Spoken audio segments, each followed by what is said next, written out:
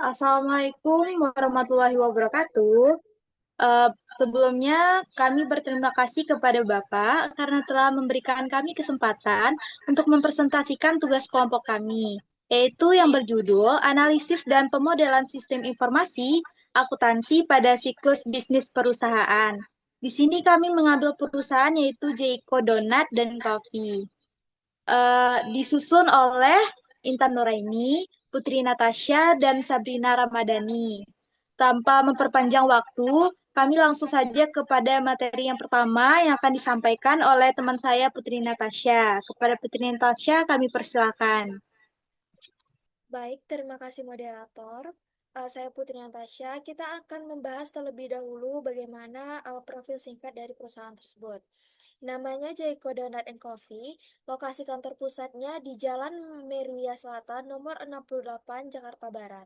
Bidang usaha ini di bidang food and beverages, khususnya donat kopi dan yogurt beku.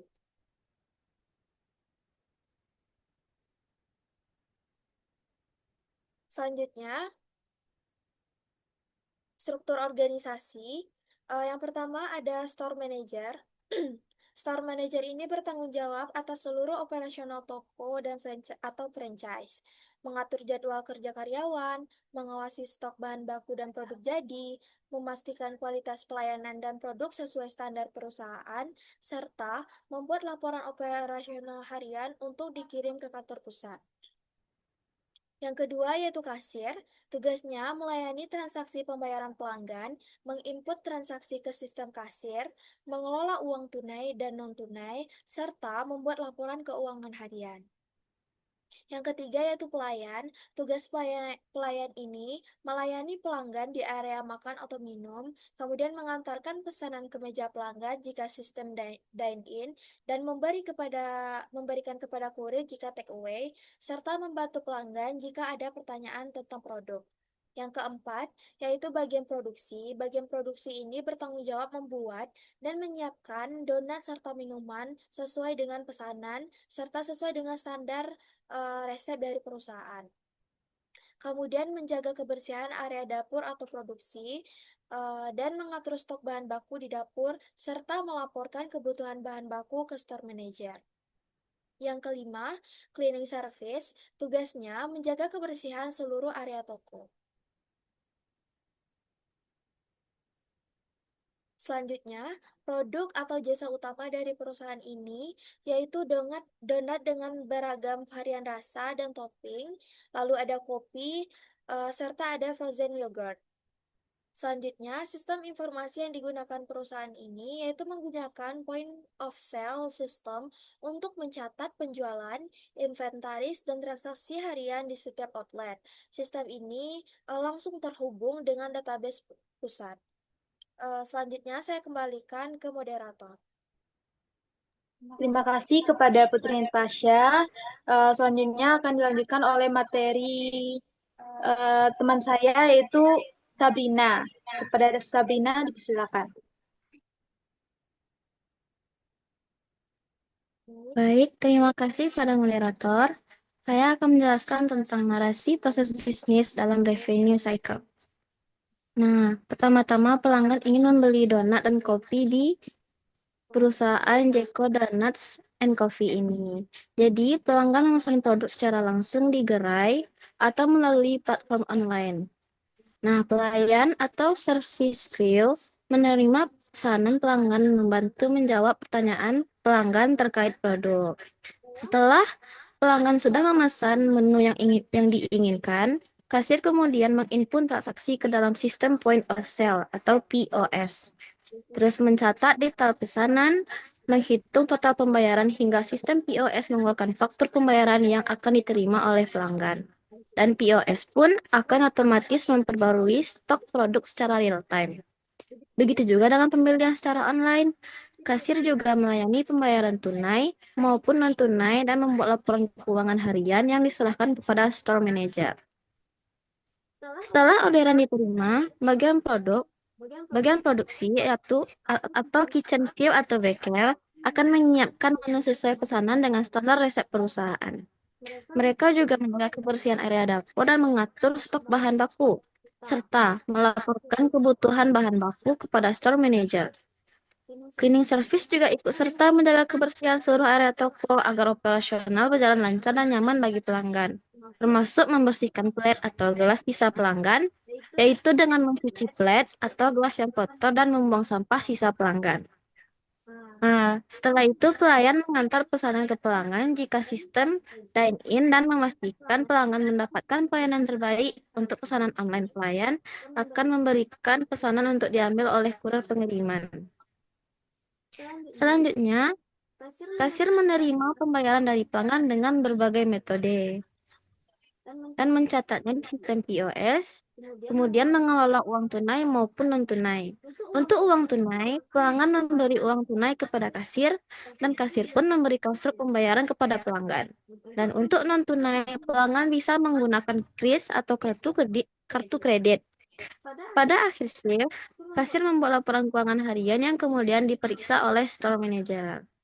Nah, store manager ini bertanggung jawab atas keseluruhan operasional toko, termasuk mengawasi stok bahan baku dan produk jadi, serta memastikan kualitas pelayanan dan produk sesuai standar perusahaan. Store manager melakukan verifikasi laporan transaksi harian dari kasir, mengoreksi laporan dan membuat laporan operasional harian yang sudah dikoreksi. Kemudian, laporan operasional tersebut harian dikirim ke tim keuangan pusat yang bertugas merekonsiliasi data penjualan dengan penerimaan bank dan menyusun laporan keuangan perusahaan. Beginilah bentuk pemodelan proses bisnis JCO Donuts and Coffee. Selanjutnya, saya akan menjelaskan tentang penjelasan konteks model. Jadi, model ini menggambarkan alur proses bisnis dalam siklus pendapatan, atau disebut juga dengan revenue cycle, yang terjadi di gerai Jeko Donuts and Coffee. Fokus utama dari perusahaan ini adalah bagaimana penjualan dilakukan, dicatat, dan dilaporkan. Mulai dari saat pelanggan melakukan pemesanan hingga data transaksi masuk ke pusat. Proses ini melibatkan interaksi antara pelanggan, kasir, pelayan, dan sistem informasi POS yang dirancang untuk mengelola transaksi penjualan, memastikan catatan pendapatan, mendukung kontrol internal terhadap arus kas dan pelaporan keuangan. Model ini menggambarkan bagaimana setiap transaksi penjualan dicatat secara digital, dilanjutkan dengan sinkronisasi otomatis ke sistem POS, dan akhirnya digunakan oleh tim keuangan untuk penyusunan laporan. Selanjutnya, saya juga akan menjelaskan tentang keterangan simbol atau komponen yang digunakan. Yang pertama, start event. Nah, start event ini adalah elemen yang menunjukkan titik awal dari sebuah proses, di mana aliran proses dimulai. Yang kedua, activity atau task. Activity melambangkan aktivitas atau tugas yang dilakukan dalam proses bisnis. Yang ketiga, in event, yaitu penanda bahwa suatu proses telah selesai. Yang keempat, sequence flow atau disebut juga dengan alur sequence. Nah, ini untuk menunjukkan urutan kegiatan yang akan dilakukan dalam sebuah proses. Yang terakhir, gateway. Gateway ini menunjukkan titik keputusan dalam sebuah proses bisnis. Sekian dari penjelasan saya kembalikan kepada moderator. Terima kasih kepada Sabrina. Selanjutnya, materi yang akan disampaikan oleh saya sendiri, yaitu tentang kelebihan dan kelemahan dari Joyko Donut dan Coffee. Yang pertama itu ada kelebihan Joyko Donut dan Coffee. Ada 4. 1. Joyko Donut dan Coffee dikenal karena inovasi produk mereka dalam hal varian radonat yang unik dan beragam. Mereka terus menghadirkan rasa-rasa baru yang menarik dan mengikuti tren pasar, memberikan pengalaman yang segar kepada pelanggan. Yang kedua itu ada Joyko Donut dan Coffee menawarkan kualitas kopi yang baik dengan menggunakan biji kopi yang berkualitas tinggi. Mereka memiliki barista terlatih yang dapat menyajikan minuman kopi yang lezat dan memuaskan. Yang ketiga itu ada Joyko Donat dan Coffee menciptakan suasana yang nyaman dan ramah pelanggan di gerai mereka. Tempat duduk yang nyaman, dekorasi yang menarik, dan pelayanan yang ramah, memberikan pengalaman yang menyenangkan bagi pelanggan. Yang terakhir itu ada Joyko dan Coffee telah mengembangkan jaringan gerai yang luas di berbagai kota di Indonesia.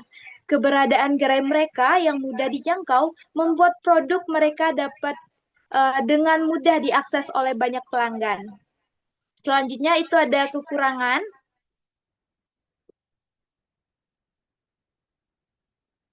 Kekurangan dari Joyko dan Coffee, Joyko Donat dan Coffee itu ada 3. Yang pertama, harga produk di Joyko Donat dan Coffee relatif lebih tinggi dibandingkan dengan penjualan donat dan kopi lainnya di pasar. Hal ini dapat menjadikan kendala bagi beberapa pelanggan yang memiliki anggaran yang terbatas. Yang kedua itu, meskipun Joyko Donat dan Coffee menawarkan berbagai variasi donat dan minuman, namun pilihan makanan pendamping seperti roti bakar atau sandwich masih terbatas. Hal ini dapat membuat beberapa pelanggan mencari alternatif makanan lainnya.